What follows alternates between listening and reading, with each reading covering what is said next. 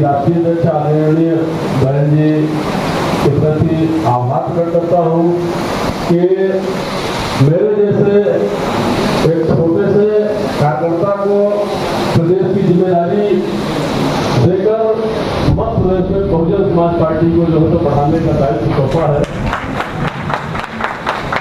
ये जिम्मेदारी हमारे प्रदेश के प्रभारी राष्ट्रीय कोऑर्डिनेटर सम्मानीय रामजी गौतम साहब, सम्मानीय इंजीनियर रमाकांत विपल साहब, वो जो बैठा हुआ ये हमारा बहुजन समाज पार्टी के सदन है, सबकी अनुशंसा पे जो है तो ये प्रभारी जैसे पद जो है तो हमारी नियुक्ति हुई है।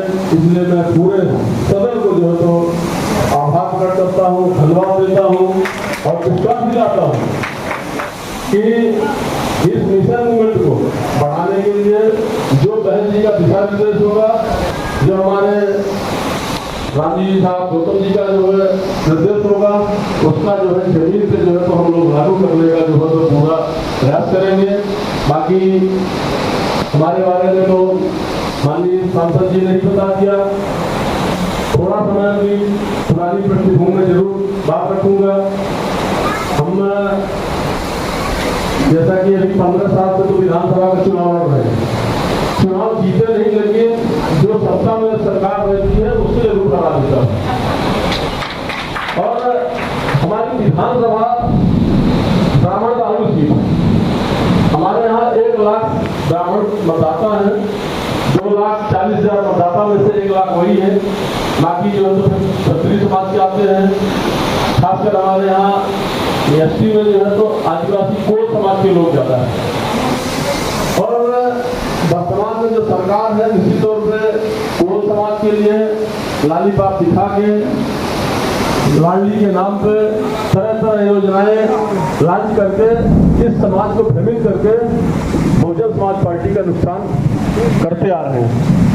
लेकिन एक कहावत है कि यदि हम खुद नहीं हारे हैं तो एक दिन जीत सुनिश्चित है। और मैं 3 चुनाव लड़ने के बाद भी अभी हार नहीं स्वीकार किए। और मैं अपने विरोधियों को, हमारे यहाँ जो चुनाव लड़ते हैं बड़े सशक्त रहते हैं। इस बार की भी यदि घटना की बात करें, अभी हमारे माननीय साहब जी दुख व्यक्त कर रहे थे, मैं सुन रहा था कि आरोप लगते हैं बेचने खरीदने का। हमारी सीट पे 5 करोड़ का जो है तो ऑफर मिला था। प्रदेश अध्यक्ष जी बैठे और रीवा में जहाँ के डिप्टी सीएम है, उस सीट का भी जो है तो कहीं इससे ज़्यादा जो है तो अमाउंट की बात हुई कि टिकट कैंडिडेट बदल दीजिए और मुझसे इतना ले लीजिए।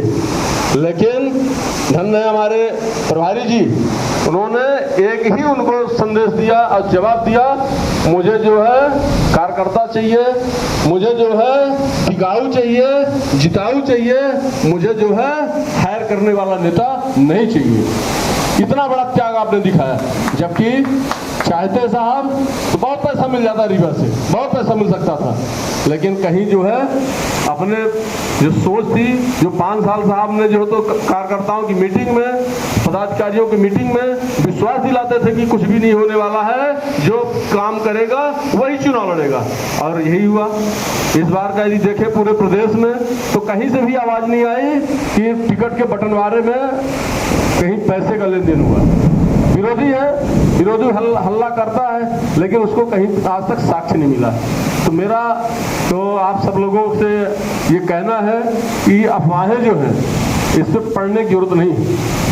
और साहब को भी मैं विश्वास दिलाता हूं कि आपके नेतृत्व में ही जो ये सदन बैठा है निश्चित तौर पे काम करेगा। जहां छोटी मोटी गलतियां हुई हैं उसको आपस में बैठ के सुधार के, और बहुजन समाज पार्टी 2028, 27 और 28 का हम लोग चुनाव अभी से जो तो लड़ने की तैयारी में जो है तो निकल पड़ेंगे और काम करेंगे। और निश्चित तौर पे यदि आपका मार्गदर्शन ऐसे ही मिलता रहेगा तो यहाँ परिणाम जो है, जो ये लोग बैठे हैं यही लोग जो है तो सब हमारे परिणाम में कन्वर्ट कर देंगे। यही जो है तो हमारी कहना चाहिए बात थी। और मैं सरपंच रहा 15 साल, पढ़ लिख के निकला, सरपंच रहा। सरपंच रहते हुए मैं 2013 का चुनाव लड़ा और 3195 वोट से चुनाव हारा। फिर 2018 भी हमने चुनाव लड़ा और अभी 2023 भी चुनाव लड़ा। बहुत कम अंतर से चुनाव हारते हैं और रीवा जिले में सर्वाधिक वोट अपने को मिला, 45,000 वोट मिला पार्टी को। बाकी दूसरे नंबर पे हमारी सिरमौर विधानसभा थी, 42,000 वोट मिला। बाकी तो काफ़ी अच्छा परफॉर्मेंस इस बार नहीं निकला, लेकिन आज भी जो है तो तीसरी शक्ति लोग कहते हैं देश में, लेकिन रीवा में बहुजन समाज पार्टी दूसरे दर्जे की पार्टी है। कोई भी सत्ता के विरोध में यदि गरीब की लड़ाई लड़ता है और आवाज उठाता है तो खाली ये बहुजन समाज पार्टी है। तो ये प्रशासनिक लोग भी जानते हैं कि बहुजन समाज पार्टी बड़ी मजबूत पार्टी है और हम लोग जब चाह लेते हैं प्रशासन को जो है तो घुटने टिका लेते हैं। अभी साहब हमारे बोल रहे थे कि सरपंच का मामला, निश्चित तौर पे हमारे यहाँ एक सरपंच के साथ घटना घटी और मैं तो नहीं बता पाया। हम सोचे कि जोन प्रभारी और जिला अध्यक्ष जी बताए होंगे, लेकिन कहीं न कहीं मिसअंडरस्टैंडिंग में हम लोग खबर नहीं दे पाए। लेकिन हम लोगों ने आपस में बैठ के और निर्णय लिया कि घेराव करना है एसपी ऑफिस का, और एसपी को आईजी का घेराव करने का प्लान किए। तो एसपी जो तो उन्हें भी गिरा, हमारे जिला अध्यक्ष को फोन करता है कि भैया जो है तो आ जाओ, मैं आपसे बैठ के बात करूंगा, अभी आईजी के पास मत जाइए। और फिर एसपी जो है हम लोग गए, एसपी मिले और 1 हफ्ते का टाइम लिया। बोले मैं जांच कराता हूं, जांच कराने के बाद यदि दोषी नहीं है तो मैं सारे लोगों को जो है तो इसके पहले विवेचना में नाम काट दूंगा। और अभी वो प्रक्रिया सर्च कर लिए, फुटेज आ गया है और जब मेरे ख्याल से उसमें 307 जैसी गंभीर धाराएं, आर्म्स एक्ट, फर्जी मुकदमा बना के जो है तो हमारे सरपंच को जेल में डाले। और जेल में डाला ही नहीं, जिला पंचायत सीओ ने जो है तो उनको पद से भी पृथक करने का नोटिस दे दिया है। क्योंकि अभी हम लोग कमिश्नर के यहाँ आवेदन करेंगे, पिटीशन दायर करेंगे हाई कोर्ट में, सरपंची जाएगी नहीं, लेकिन जो भी लड़ता है, जो समाज का नेतृत्व करता है, तो हमेशा साजिश होती है। जैसा कि अभी साहब के साथ हुआ, हमारे सरपंच के साथ हुआ, हमारे साथ भी हुआ। हमारे जब चुनाव तो पीक आवर में था, हमारे परिवार घर के नाम पे जो है दुर्गा, उस समय नव दुर्गा उत्सव चल रहा था, नव दुर्गा के नाम पे फर्जी टिप्पणी लिख के स्टेटस में डाले और उसके नाम पे जो है तो FIR दर्ज करा दी, गैर जमानती केस। ये जो वर्तमान में हमारे वहाँ का विधायक था, इसके बाद भी हम लोग लड़ाई लड़े, हाई कोर्ट गए, हाई कोर्ट से जांच का आदेश हुआ, जांच में जो है तो फर्जी निकला और पुलिस जो है तो परेशान है। अब उसमें कुछ तो है ही नहीं है, चूंकि मुकदमा पंजीबद्ध कर लिए, हम उसमें जाते नहीं हैं। अब वो जो है तो हमको बुला कहते हैं कि नहीं आप आइए, थोड़ा सा दस्तखत कर दीजिए। हमने कहा दस्तखत नहीं है तो हाई कोर्ट में ही हम इसका जवाब देंगे।